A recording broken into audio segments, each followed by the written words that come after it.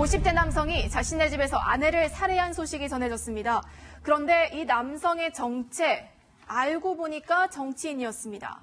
김포시의회 전 의장인 유승현 씨인데요.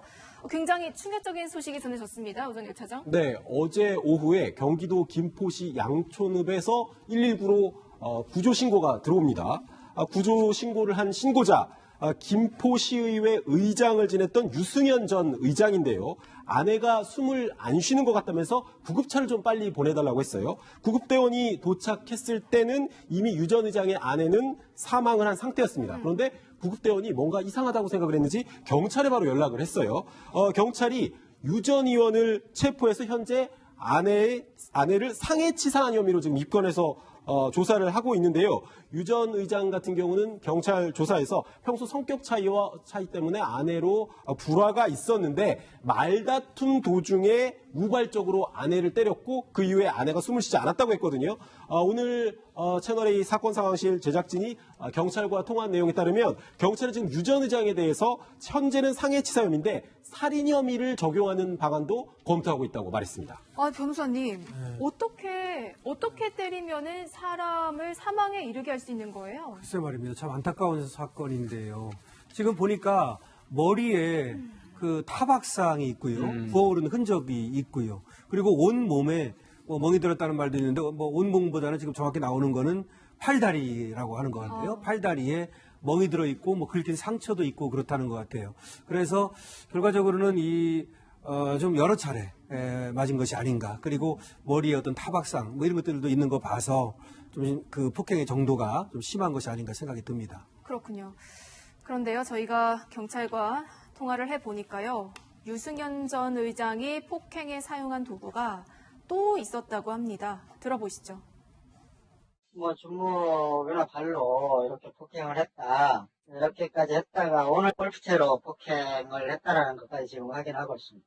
그래서 일단은 처음에 체포할 때는 폭행치사로 체포를 했고 상해치사로 지금 입건을 했어요. 상해치사로 입건을 했는데 살인죄 적용 여부도 염두에 두고 적극적으로 지금 확인하고 있어요.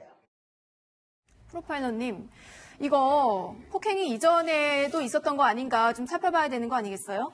가정폭력 같은 경우는 실제로 이제 갑작스럽게 이렇게 심각하게 한 번에 때린다는 건 이건 불가능합니다. 아, 그래요? 이전에라도 어떤 몸의 접촉이나 이런 부분이 있고 특히 이제 특정한 어떤 물건을 가지고 폭행을 한다는 것은 사실은 이것은 기존에 어떤 경험치랄까요? 어떤 과거치가 없는 상태에서 사실 불가능하거든요. 특히 뭐가 되냐면 이게 긁힌 자국이라고 하는데요. 예. 이게 폭행으로 이루어진 긁힌 자국이 있을 수가 없죠. 그러면 기간이 조금 길어질 수 있다는 겁니다. 그러니까 그 전에 예, 그렇죠.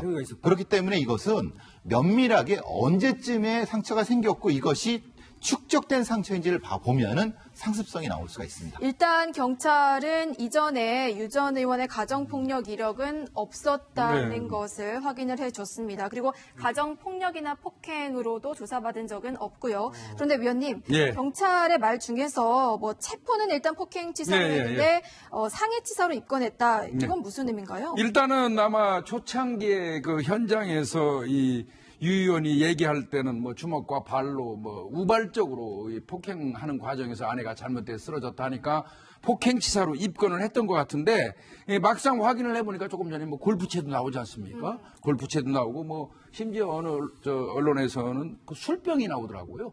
이 정도가 된다면 이거는 상해치사로 변경하는 게 맞고요. 더 나아가서 이제 고의를 따지겠지만 이게 정말 죽이려고 사람을 때린 것인지 그렇다면 살인죄가 되겠죠. 또 그게 아니라면 좀 양보해서 죽어도 좋다는 마음을 가지고 정말 그 흉기를 사용해서 사람을 때렸다면 미필적 고의에 의한 살인도 가능할 수 있으니까 경찰 입장에서는 일단은 그 살인죄도 되는지 여부를 지금 조사를 하고 있는 것 같고요. 특히 이 사람은 그 당시에 만취 상태가 아니었다고 그래요. 사리 분별할 수 있는 정도였다는 거예요. 그렇다니까 경찰이 그 부분을 많이 집중해서 수사하겠죠. 알겠습니다. 자, 이번 사건으로 유승현 전 의장에 대한 관심이 굉장히 뜨겁습니다. SNS에 올린 글도 덩달아서 화제가 되고 있는데 변호사님, 3주 전까지만 해도 부부 사이가 나쁘진 않았던 것 같아요.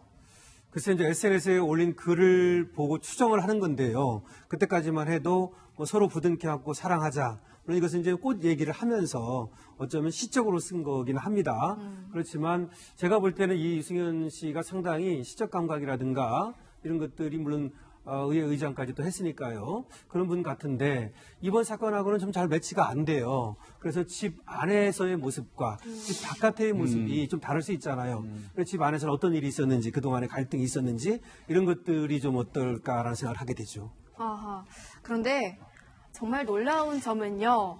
이 유 전 의장이 과거에 범죄예방위원으로 활동했었다는 겁니다. 그러니까 폭력은 나쁜 것이다. 이렇게 선도하고 계도했던 사람이 지금 폭력을 저지른 거예요. 살해까지 하고요. 네, 유승현 전 김포시 의회 의장 같은 경우에는 범죄예방위원 김포지구 부대표로 일했다고 해요. 범죄예방위원이라는 게 이제 지역사회 유지라든지 이런 분들이 범죄 예방을 위해서 협력하자는 네. 차원의 어떤 조직체인데 2013년에는 법무부 장관주는 표창장까지 받았습니다. 이 표창장을 받은 사실을 본인의 의정 활동을 알리는 SNS 블로그에 저렇게 올려놓고 유 전 의장 뭐라고 얘기했냐면 도시화가 되고 있는 김포에서 무엇보다 사전에 범죄 예방 시스템을 구축해야 된다. 이렇게 힘주어서 강조를 했거든요. 그런데 본인이 지금 아내를 폭행해서 지금 숨지게 한 혐의를 받게 됐으니까 참 아이러니한 일이고요. 유 전 의장 같은 경우는 사회복지사, 청소년 보호사 자격증까지 갖고 있는 사람이라고 하는데요. 글쎄요, 아직은 피의자 신분이긴 합니다만 겉으로 드러난 감투, 직위 이런 것과 사실 그 내면에 있는 본 모습이 참 어쩌면 거리가 좀 있을 수도 있었겠다. 이런 추정이 나옵니다. 위원님, 예. 이런 걸 보고 언행불일치라고 하지 않겠어요? 그렇게 봐야 되겠죠. 이분은 특히나 그 지역사회에서 청소년이라든지 또 이 아이, 유아들 관련돼서 굉장히 신경을 썼던 분인데 깜짝 놀랄 일이죠, 이분. 예. 프로파일러님, 대체 왜 이랬던 걸까요? 글쎄요, 이제 이런 부분을 쇼윈도 부라고 해야 되나요? 글쎄요, 그럴까요? 바깥에 있는 형태보다는 안에가 좀 다른 형태가 되니까 글쎄요. 보통 저런 걸 판정하려면 사진을 보면 됩니다. 만약에 SNS 같은데 둘이 다정한 사진이 있으면은 그렇게 했는데 혼자만 사진이 있다고 하면 사실은 이건 의심해 볼 만할 수 있는 부분이 있죠. 아하. 왜냐하면 자기의 자존감은 높은데 부부의 자존감은 낮은 형태입니다. 근데 지금 저 얘기 들어보니까 원래 두 분이 같이 활동한 SNS는 별로 없다는 거 그럴 그런 수 얘기도 있는 어떤 거예요. 그것도 보도에 한번 면밀히 있더라고요. 살펴봐야겠네요. 자, 유 전 의장이 이런 얘기를 했다고 합니다. 폭력의 정당성은 없다. 본인이 했던 말에 대한 책임을 확실히 져야 될 것 같습니다.